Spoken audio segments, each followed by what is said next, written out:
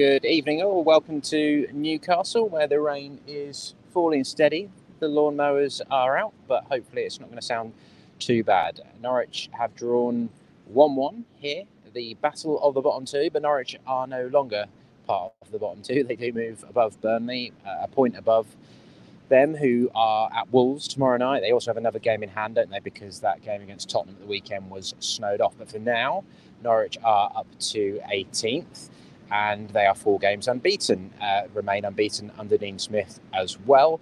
The last time Norwich went 4 games unbeaten in the Premier League was back in February 2013 under Chris Hughton. So it's been quite a long time. And I think it was 2 months before that they went 10 games unbeaten under Hughton, didn't they? Although I think 8 or 9 of them were in the league. So I'd have to check back on that. But a positive in the end, but not a positive performance. For all the praise on Saturday after the Wolves game, the 0-0 draw, I think that match personally had an effect on this one in the end. I think they looked leggy. I think they were lacking in energy, and all the high pressing and hard work and everything that they were praised for on Saturday, I think caught up with them tonight, because Newcastle had a man sent off after 10 minutes. Rightfully, hauled Teemu Pukki down when Teemu was through on goal. Kieran Clark sent off in the 10th minute, and you think, here we go, 80 minutes against the team bottom of the Premier League table with out to win so far this season, but they weren't able to do it. It was a performance that lacked energy, lacked that press. The possession stats, Norwich had 69% of possession. You would expect that really against a team with a player sent off after 10 minutes. Norwich had 16 shots, 6 on target, and 9 shots and 1 on target. But I don't think those stats quite tell the story. As ever, stats are not wholly accurate, are they? They're just an indicator. But they suggest Norwich played better than they did. They should have won it probably right at the death in injury time. Pierre Smalou, who was the half-time substitute, Christos Jolis, was taken off. And it was a switch to a sort of 4-4-2 diamond from Dean Smith. I wouldn't say that was a resounding success. This was probably it was the worst performance so far under Smith, wasn't it? Because the second half against Southampton, they were very good. First half, they were chasing shadows a little bit against a good team. But ultimately, they're bailed out by Teemu Pukki, who was fairly peripheral in the game. As I said, that big turning point 10 minutes in. He got goal side after Kieran Clark had missed the ball, essentially, and he was dragged down. It's a lovely finish. I just heard a few quotes from him from Amazon Prime, which is where the game was shown tonight live, saying that he thinks it probably is the best goal he's ever scored. Said the one he scored against Newcastle 2 seasons ago, when he scored the hat-trick at Carrow Road, he thinks that it was certainly up there with that one. Left-footed into the top left corner, set up by substitute Dimitris Giannoulis, who probably was one of the players who took a forward step tonight. He came on in the, did I write it down? I did, 73rd minute for Brandon Williams. And if you could combine those two players, the tenacity of Williams in defence and the attacking prowess of Giannoulis, you got yourself a cracking left back. But at the moment, Williams isn't capable of consistently producing in attack, and Giannoulis isn't capable of being relied upon consistently in defence, is he? So that's a difficulty. There's a chap called Sam Byram, pretty close to full fitness now, isn't there, who we all know was doing rather well at left back before his injury problems, but still it's going to be a big ask for Sam to come back in and make a big difference, isn't it? I'll give Pukki the man of the match, but there's not really a standout, just because he came up with the goods, really, didn't he? And he worked hard. Sargent worked hard again on the right, but his quality really wasn't there today. In the first half, he protected Max Aarons pretty well. They were up against Alan St-Maximin, who of course is Newcastle's danger man. But after the red card, Newcastle went to a sort of 4-3-2, and St-Maximin was up front with Callum Wilson, and Joe Ellington moved to sort of a right wing or the right midfield role. And I think Norwich were probably quite happy to see him up front rather than out wide and having that bit more space to run into. I should say nice and early, actually, that probably the bigger thing here tonight was that Milo Rashica pulled out late on. Dean Smith said that he slipped in training just tweaked his groin a little bit. He did travel. They were hoping that he was going to be all right, but he wasn't involved in the end, wasn't even on the bench. We already knew Matthias Norman was not going to be available for this one. He's seeing a specialist about that pelvis issue, so we've just got to hope for some good news about that soon. I think it's easy to say this now, isn't it? I think if Norman had been playing and Rashica hadn't had that problem, and also, which wasn't helpful to that situation, Todd Cantwell wasn't able to play tonight because he got a COVID-19 ping. He hasn't got COVID himself, they don't think yet. He's gone to get tested and all that sort of stuff. No symptoms or anything, but he's been pinged as a close contact, so he wasn't involved either. So those things, if those three had all been available, if Norwich had been at full strength, maybe it would have been a different story. But ultimately, as I said at the top, I felt like they were lacking in energy today, and all the efforts that had gone into that game on Saturday caught up with them. So, in terms of ratings, Pukki and Yanulis, I think I can just about give a 7 because Yanulis did help to turn things. He did make things happen. Not everything was perfect, but he made an impact off the bench. 6, Hanley and Gibson got through plenty of good work, a bit scratchy at times. Williams, I thought, did a lot of good things.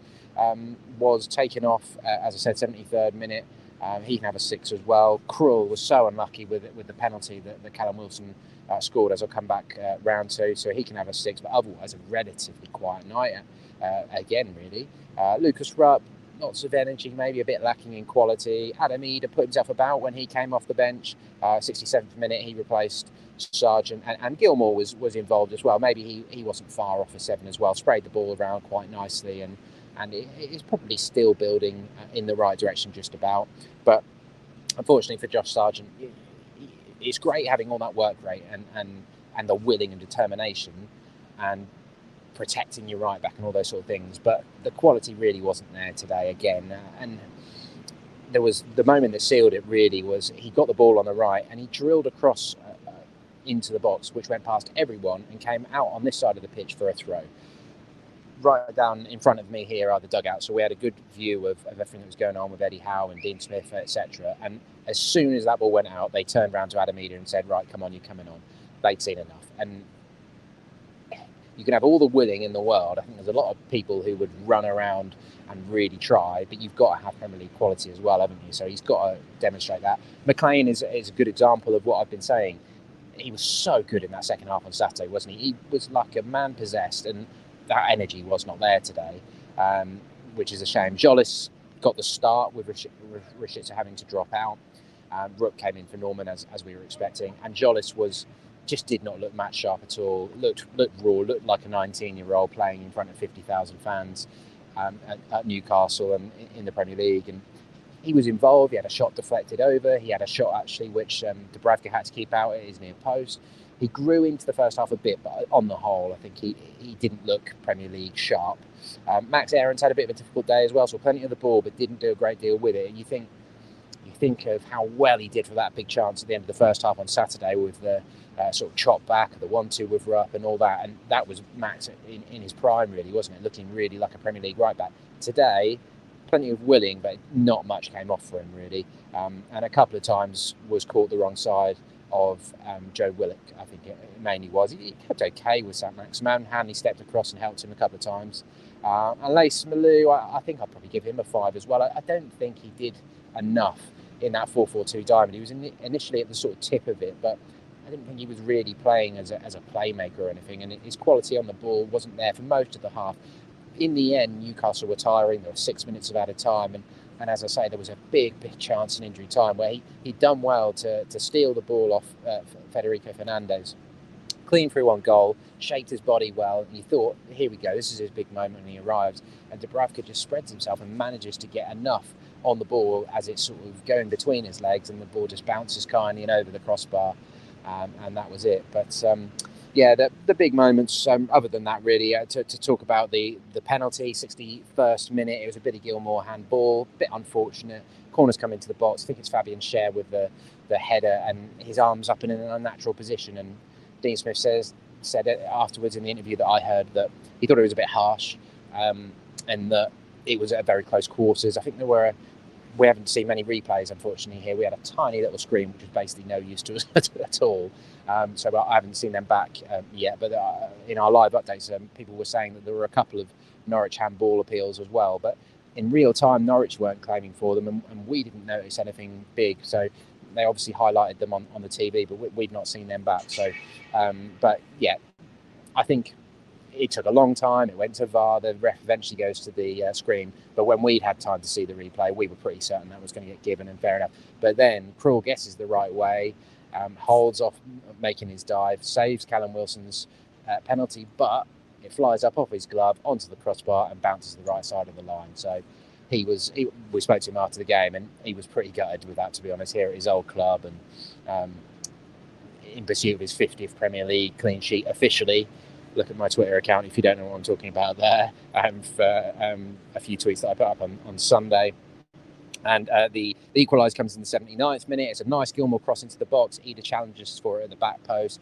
Then Yanulis just cool, calm head. Rather than just driving the ball into the box, he just dinked it into midair into the mixer where Pukki was waiting in a little bit of space. And then Tammy shapes his body really nicely, as you can see there, off his left foot into the top left corner. It was a peach of a goal. I hear Alan Shearer was pretty impressed, so that's not a bad man to impress. He was in the Amazon Prime studio. And yes, then that big chance for Lismalu was in the 3rd minute of injury time. So I think that just about wraps it. It's no reason to be getting in a big panic about, but they've obviously got they've got a tough game at Tottenham on Sunday, potentially tough game. You'd think they're going to show some improvement under Conte eventually. Then they've got the free midweek next week, haven't they, which they'll probably be happy about. Then the big one, Manchester United, Saturday, 5:30 kickoff at Carrow Road. They are in the Champions League on the Wednesday night before that, so that's one that I think the players will definitely fancy, and it sounds like a Norwich game to me, just the sort of one that they'll be well up for. And then another big one, Tuesday following, Aston Villa coming to Carrow Road, Emi Buendia, Dean Smith, all those sort of links.